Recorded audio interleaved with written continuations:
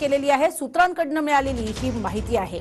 भगतसिंग कोश्यारी यांच्या कामकाजाबाबत शरद पवार यांनी नाराजी व्यक्त केली आहे। दिल्लीतल्या सर्वपक्षीय बैठकीमध्ये पवारांनी ही नाराजी स्पष्टपणे बोलून दाखवली आहे, असं सूत्रांकडून कळतंय।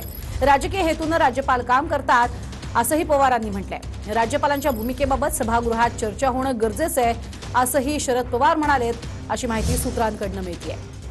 अधिक माहिती घेणार आहोत। प्रदीप कापसे आमचे प्रतिनिधी आपल्या सोबत जोडले गेलेत। प्रदीप, काय अधिक माहिती? प्रज्ञा, दिल्लीमध्ये सर्वपक्षीय नेत्यांची बैठक जी आहे ती केंद्रीय अर्थसंकल्पाच्या पार्श्वभूमीवरती बोलवण्यात आलेली होती। या बैठकीला शरद पवार सुद्धा उपस्थित होते। शरद पवारांनी बैठकीमध्ये राज्यपालांच्या कामकाजाबाबत प्रश्न उपस्थित केलेला होता की विरोधी पक्षांचं सरकार असलेल्या राज्यामध्ये राज्यपालांचा कामकाजामध्ये हस्तक्षेप जो आहे तो वाढत चाललेला आहे। राज्यपाल राजकीय हेतूने विरोधी पक्षाचं सरकार असलेल्या राज्यांमध्ये काम करतात असा मुद्दा जो आहे तो पवारांनी मांडला।